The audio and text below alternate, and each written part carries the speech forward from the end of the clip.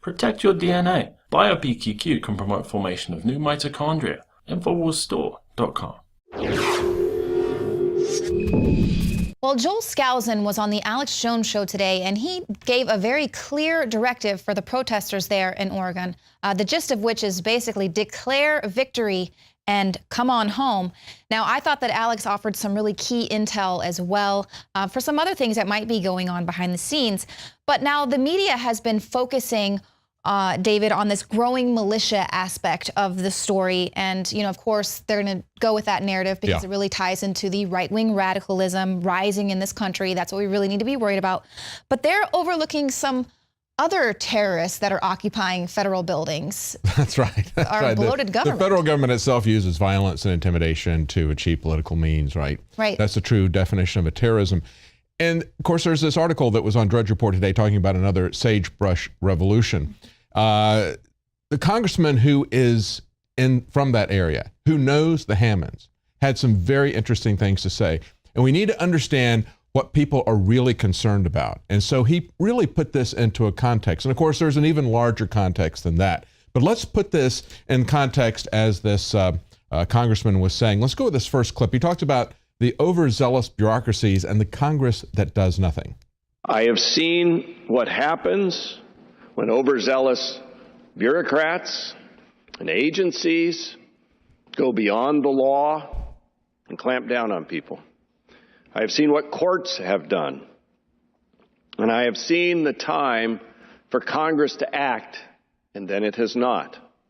Yeah, that's very interesting, and we've seen this over and over again. Right. And of course, what Congress has done, and I've pointed this out many times myself, they've abdicated their responsibility to write the laws to these bureaucracies. So they create a bureaucracy, and they basically create them as a fiefdom. They say, you're going to be in charge of this aspect of the country or the economy or activities, and you can pretty much do whatever you wish to do, and they run with that. Right. Absolutely run with that. Well, and we've seen also Harry Reid, respond last year, basically calling these people exercising their constitutional rights terrorists. Yes.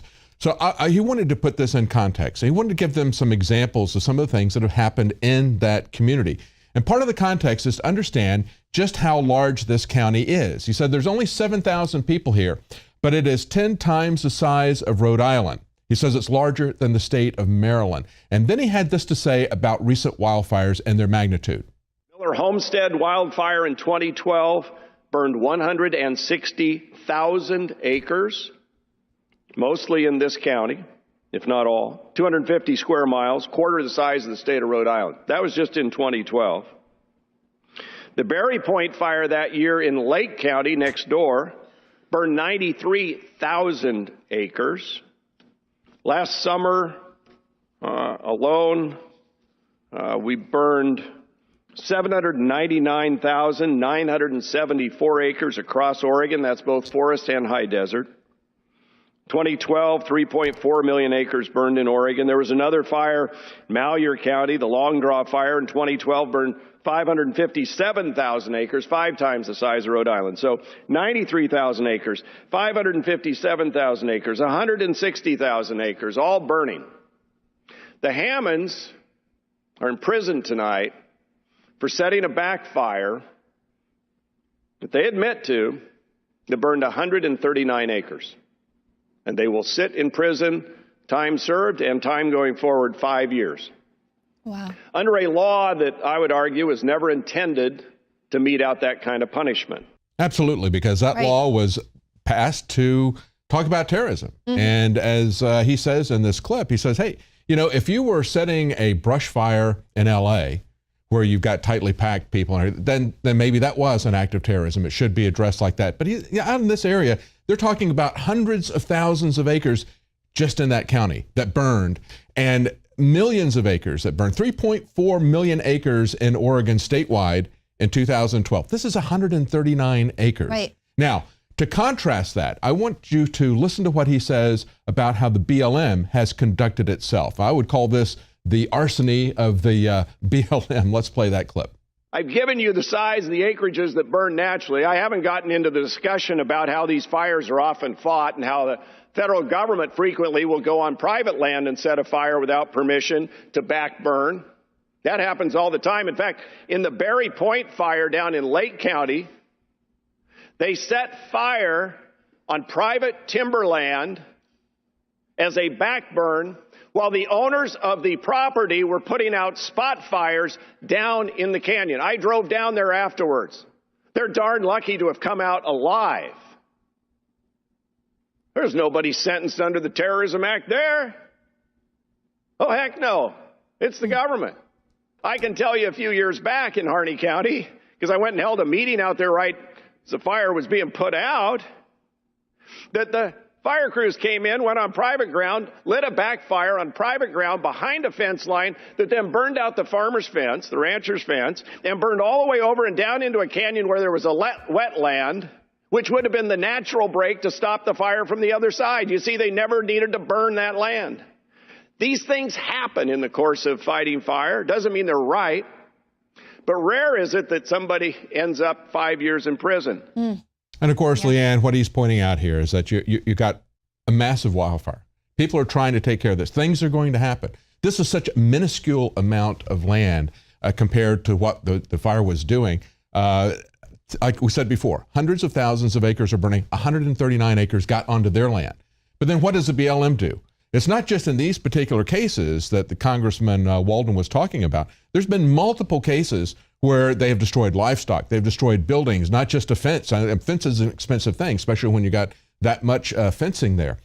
But they have destroyed private property, the grass, the buildings, the cattle, and refused to compensate people for this. Right. And they're not tried under any law. Nothing happens to the employees. They don't even get disciplined at work for doing a bad job, just as we saw with the gold mine that exploded and polluted the Animas River over 3 states and the Navajo Indian Reservation with heavy toxic metal.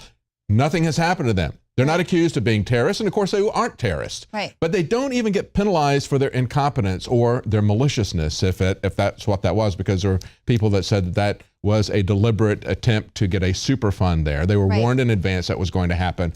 There's a lot with that. But nevertheless, we see this over and over again. So there's one standard for the government. They can do whatever they want to destroy people. But if you do something, you will be labeled as an arsonist and a terrorist and sent for mandatory minimums. He points out, this judge, and we've mentioned this before, said, I cannot in good conscience apply this sentence to them. He's being pressured by the federal government because they want their land. We've pointed that out. And that's the fundamental thing behind this. They want the land of the people who were there, just as we saw at the Bundy Ranch. They're the last people standing. Let's play this last clip real quickly.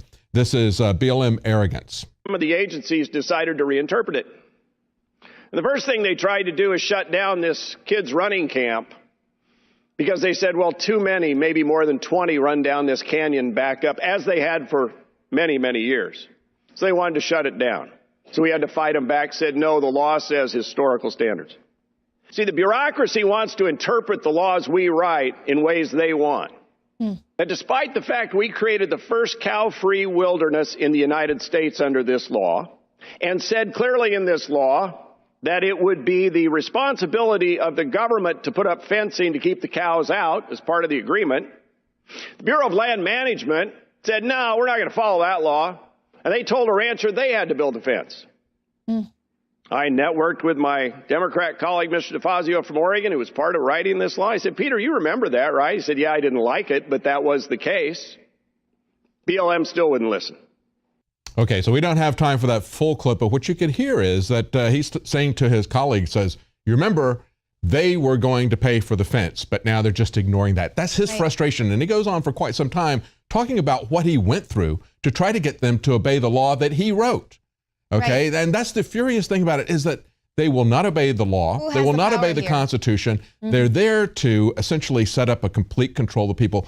When you understand that it's not just gun control, okay, it's land control, it's internet control, it's transportation control, it's healthcare control, and they're doing all of this by exceeding their authority. That's the real key to all of this, and that's what we have to take away from this, is that this isn't something that just affects these people in this area. It's very frustrating for this congressman. He got to tears at one point in talking about this. You could see his That's the background. We need to understand they're coming for all of these things if we don't understand what's behind this. Absolutely. And people need to open up their hearts and have a little bit more compassion, even if they don't understand what's going on there in Oregon. Well, thank you, David, so much. Now stick around. We'll have more nightly news right after this.